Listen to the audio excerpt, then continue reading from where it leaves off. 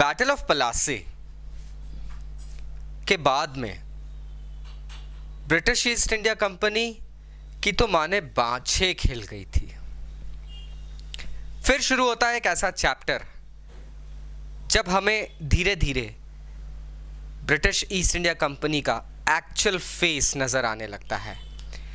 दोस्तों, Kevin sir back again from personal tutor, standard 8th history playlist आप लोग देख रहे हैं। चैप्टर है from trade to territory and the topic is after battle of Plassey. Sirajuddaulah battle of Plassey हारते हैं ब्रिटिशर्स की डिवाइड एंड रूल पॉलिसी के कारण।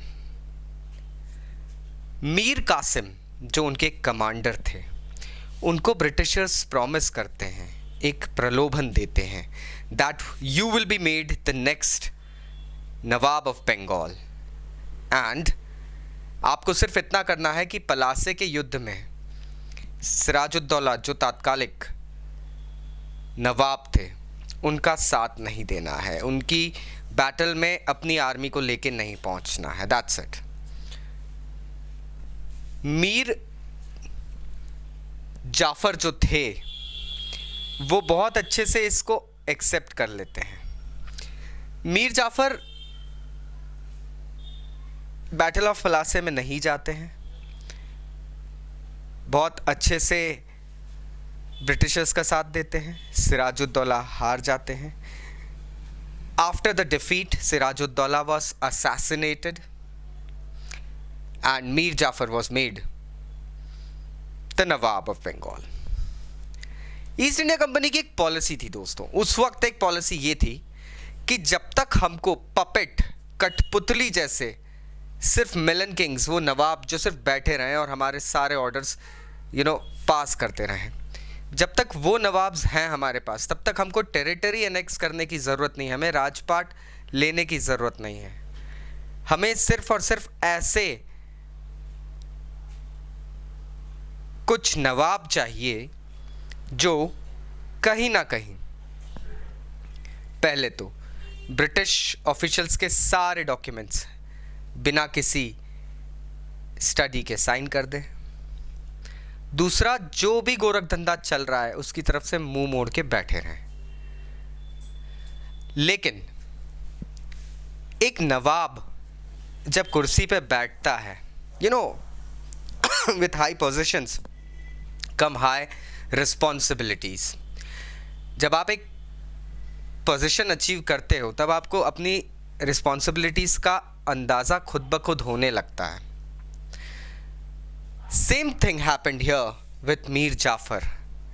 उन्होंने अपने सब्जेक्ट्स, अपने प्रोविंस बंगाल में उन्होंने लोगों की जो स्थिति हो रही थी वो देखना शुरू करी। और दूसरी बात ये थी कि इस अनजस्ट के कारण पूरे बंगाल की अखंडता खतरे में पड़ गई थी। The sovereignty of Bengal was actually going to shatter. Being a nawab, कुछ बातें इनके लिए ऐसी भी चल रही थी कि ये कठपुतली बन गए हैं, तो वहाँ कहीं ना कहीं किसी ना किसी की अंतरात्मा, एक सेल्फ डिग्निटी जो होती है वो कहीं ना कहीं राइज होने लगती है। Same thing happened with him. He started protesting against the Britishers. ये वही मीर जाफर है जिन्होंने ब्रिटिशर्स का साथ दे के सिराजुद्दौला को फर्स्ट इंडियन वॉर में, that is battle of Plassey में, हराया था। अब इनका मन परिवर्तन होता है and he starts protesting against the British policies. Britishers के लिए it wasn't so easy to dethrone him as well. इनको हटा दिया गया, इनकी जगह और एक पर्सन तैयार खड़े थे नवाब बनने के लिए, मीर कासिम। उनको नवाब बनाया गया। अब मीर कासिम भी कहीं ना कहीं ब्रिटिशर्स के अंदाजे के हिसाब से खरा नहीं उतरता है। मीर कासिम अगेन रिवॉल्ट्स, ही अगेन प्रोटेस्ट्स कि आप लोग जो कर रहे हैं, कुछ समय कहते हैं ना, you can fool some of the people some of the time but you can not fool all of the people all of the time. तो मीर कासिम भी प्रोटेस्ट करते हैं और इनका प्रोटेस्ट थोड़ा मीर जाफर से एक्सट्रीम होता है। नतीजा होता है 1765 में 1764 में, sorry, battle of Buxar, Buxar का युद्ध जो होता है उसमें मीर कासिम को हरा दिया जाता है। मीर जाफर को फिर से रीइंस्टेट किया जाता है, उनको फिर से नवाब बनाया जाता है। नाउ दिस इज समथिंग कि चल क्या रहा है यार। मीर जाफर को नवाब बनाया जाता है एक शर्त के साथ में कि अब तुम हमको 500,000 रुपीज पर मंथ दिया करोगे, मतलब this amounts up to 5 lakh rupees उस वक्त के। भाई ब्रिटिश ईस्ट इंडिया कंपनी को और क्या चाहिए था। लेकिन बैटल ऑफ पलासे के बाद में धीरे धीरे जो ब्रिटेन से गोल्ड और सिल्वर आ रहा था ईस्ट इंडिया कंपनी के लिए, ईस्ट इंडिया कंपनी को ज्ञात रहे दोस्तों, इंडिया से ही रॉ मटेरियल्स खरीदना रहते थे और उसे एक्सपोर्ट करना रहते थे ब्रिटेन।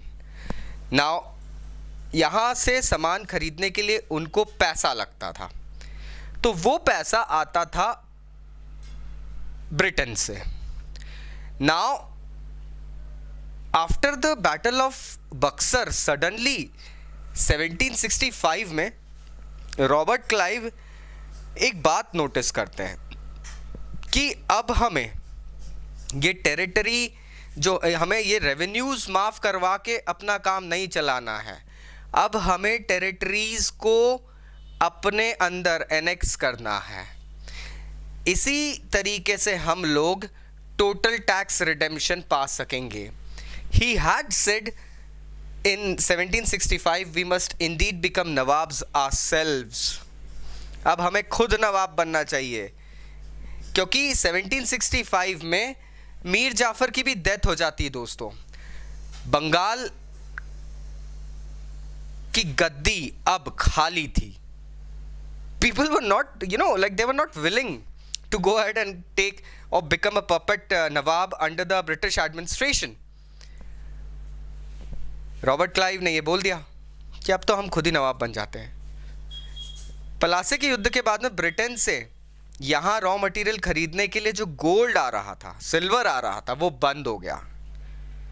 अब कैलकाटा पूरी कैलकाटा प्रोविंस, बंगाल पूरा अपने अंडर में लेने के बाद में ईस्ट इंडिया कंपनी की तो किस्मत खुल गई थी।